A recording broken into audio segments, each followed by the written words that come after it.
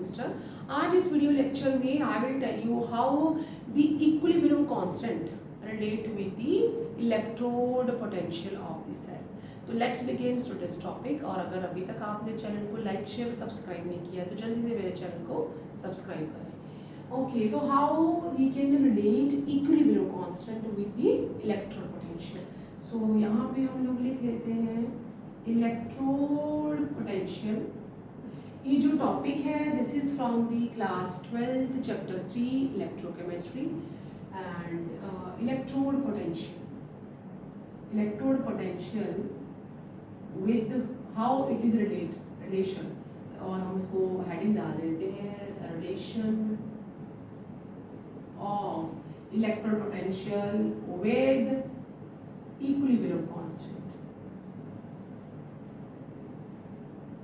Okay, so अगर आपको मेरे इस लेक्चर के दौरान कोई भी डाउट हो तो आप मुझे कमेंट करके अपना फीडबैक भेज सकते हैं।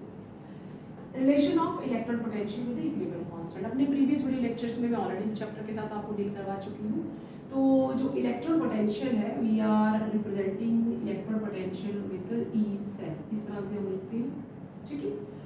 और इक्विलिब्रियम कांस्टेंट को जो है हम के सी से, राइट। फॉर एग्जांपल हम डेनियल सेल को ले लेते हैं। डेनियल सेल जो कि हमने इस तरह से स्टार्टिंग में मैंने अपने प्रीवियस वीडियो लेक्चर्स में आपके साथ शेयर किया है। डेनियल सेल जो है it is of two half cell. Daniell cell दो हाफ सेल से बना होता है। We are having two electrodes, one is of zinc and one is of copper. Daniell cell में हमारे पास दो इलेक्ट्रोड्स होते हैं।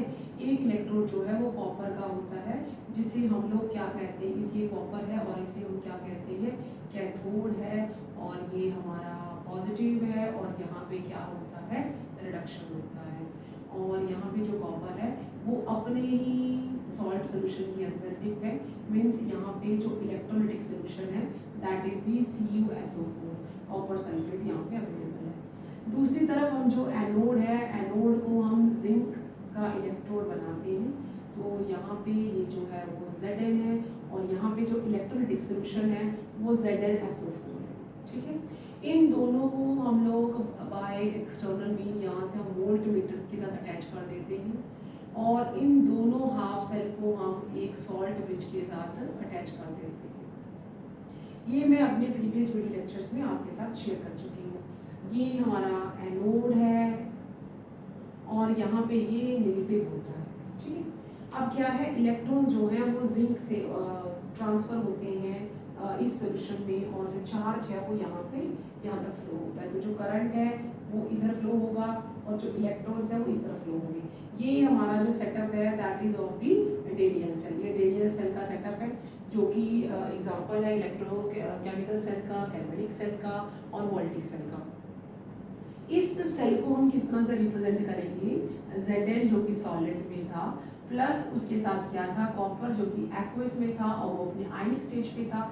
और हमारे पास Zn जो है वो एक्वस स्टेज में चला गया, एक्वस मींस आयनिक स्टेज में चला गया और साथ में यहाँ पे कॉपर जो है वो सॉलिड स्टेज पे आ गया। ये हमारा यहाँ पे सेल रिएक्शन है। If somebody if question will come represent the cell, तो how we will represent the cell. यहाँ पे Zn सॉलिड जो था वो किस में कन्वर्ट हो गया, Zn आयनिक में कन्वर्ट हो गया प्लस यहाँ पे उसने 2 मोल्स ऑफ इलेक्ट्रॉन दे दिए। सो ये आपका क्या कौन सा हो गया, ऑक्सीडेशन हाफ, ठीक है। ये ऑक्सीडेशन हाफ सेल रिएक्शन हो गया। अगर हम देखें तो हमारा जो कॉपर था वो पहले जो था वो हमारा आयनिक सिचुएशन स्टेट में था। उसने 2 मोल्स इलेक्ट्रॉन जो कि जिंक ने दिए वो ले लिए उसने and now it will converted into copper solid. तो ये हमारा इसने लिए हैं यहाँ पे। तो जो इलेक्ट्रॉन्स मिलेगा वो वहाँ पे क्या होगा, रिडक्शन हाफ। तो अगर हमें यहाँ पे सेल रिप्रेजेंट करना तो how will represent Zn bar Zn 2 plus aqueous, यहाँ पे आप solid, then we are simply representing double bar body salt bridge and we are writing copper. Copper किस में था, आयनिक स्टेज पे था। Then single for electrode potential and we are having the copper solid. ये हमारा cell representation है, ये हमारी सेल रिएक्शन है। ये हाफ सेल है, ठीक है। डेनियल सेल के लिए this is the cell reaction, this is the half oxidation reaction, this is the half cell reduction and here your cell representation. अब हम यहाँ पे equilibrium constant means क्या होगा, स्टार्टिंग में तो जो हमारा जिंक है उस वहाँ से इलेक्ट्रॉन जो है वो मूव करेंगे और यहाँ पे ये Zn आयंस में कन्वर्ट होना शुरू हो जाएगा और जो इलेक्ट्रॉन्स हैं they are moving toward this side. यहाँ से जो कॉपर आयंस है they will take the electron and they will start depositing here, वो यहाँ पे डिपॉजिट होना शुरू हो जाएंगे। अब धीरे धीरे एक ऐसा टाइम आएगा with the passage of time, जब समय के साथ साथ जो इलेक्ट्रोड जिंक वाला है वहाँ पे इलेक्ट्रोड की कंसंट्रेशन धीरे धीरे कम हो जाएगी। तो जो एज अ टाइम पासेस, जैसे जैसे टाइम जो है वो चलेगा, एज टाइम पासेस और with the passage of time passes जो जिंक इलेक्ट्रोड है उसकी कंसंट्रेशन खत्म हो जाएगी और वो सारे जो आयंस हैं वो Zn+ में आ जाएंगे और कॉपर के ऊपर बहुत सारा कॉपर डिपॉजिट हो जाएगा। एक समय आएगा जब और कोई रिएक्शन नहीं होगा, दोनों हमारे पास जो Zn2+ जो है उसके आयन कॉपर 2+ के बराबर हो जाएंगे, फर्दर कोई भी रिएक्शन नहीं होगा। अब पहले तो जो हमारा वोल्टेज है वो बढ़ेगा, हमारा वोल्ट मीटर जो है वो ज़्यादा वोल्टेज दिखाएगा, फिर धीरे धीरे वो कम हो जाएगा और जैसे जैसे यहाँ पे फर्दर जिंक आयन नहीं बनेंगे तो वोल्ट मीटर की जो रीडिंग है वो हमारी 0 हो जाएगी। तो क्या मीन्स ऐसा हो जाता है, तो मीन्स हमारा सेल कैसा हो गया, एट इक्विलिब्रियम पे, सेल का कहाँ पे चला गया, एट इक्विलिब्रियम पे। ऐसे में जो जितने हमारे सॉलिड जिंक के आयंस हैं वो कॉपर आयन के बराबर हो जाएंगे, कोई भी और फर्दर रिएक्शन हमारा नहीं होगा। इस स्टेज पे जो हमारा ई सेल होता है वो क्या हो जाएगा, 0। ये कुछ बातें आपने याद रखनी है। अब अगर मैं नर्स्ट इक्वेशन देखूं तो how Nernst equation was written for a cell, normally कैसे लिखी जाती है, at any concentration how we are writing E cell equal to E naught cell minus 0.059 and log molar concentration of oxidation half, जो कि यहाँ पे zinc 2+ है, और molar concentration of reduction half, इस तरह से हो जाएगा। एट इक्विलिब्रियम पे मैंने बोला ये दोनों जो है वो बराबर हो जाएंगे, तो हमारा यहाँ पे इक्विलिब्रियम में जो क्या हो जाएगा, जो Zn2+ और कॉपर 2+ है वो किसके बराबर हो जाएगा, Kc के बराबर, ठीक है। तो हम यहाँ पे क्या करेंगे, और इक्विलिब्रियम पे हमारा ई सेल जो 0 होता है तो ये 0 हो जाएगा, equal to E cell naught minus 0.059 and log, ये इक्विलिब्रियम पे किसके बराबर है, Kc के बराबर।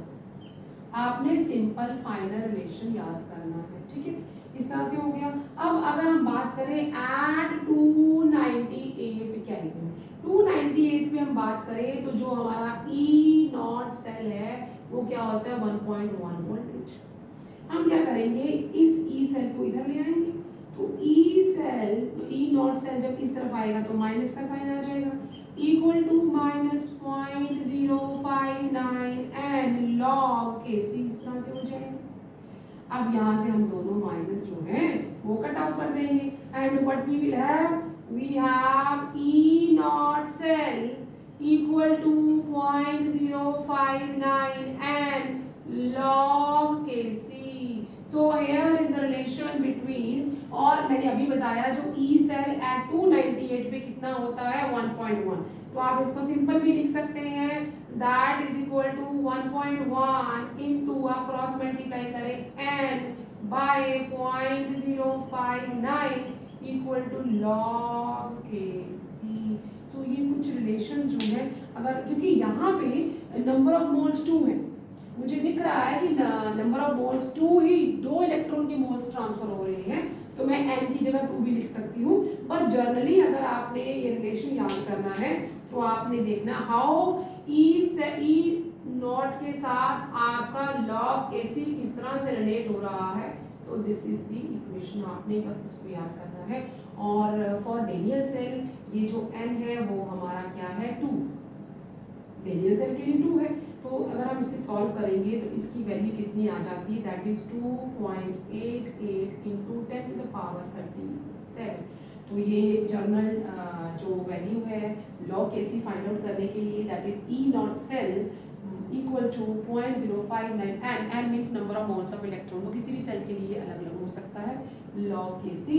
क्योंकि डेनियल सेल के लिए यहाँ पे 2 moles of electrons are going to be transfer, तो हमने 2 लिख दिया एंड अगर हम इसे फर्दर पूरा सॉल्व करते हैं it will be 2.88 into 10 to the power 37, जो कि क्या हो जाएगा, that is Kc equal to 2 into 10 to the power 37। अगर हम इसका लॉग निकालते हैं तो ये हमारे पास वैल्यू क्लियर है।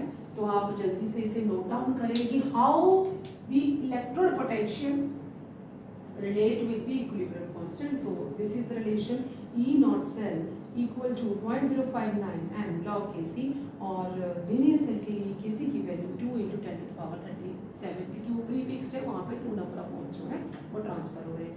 अपने किसी भी डाउट के लिए आप मुझे फीडबैक करके बता सकते हैं।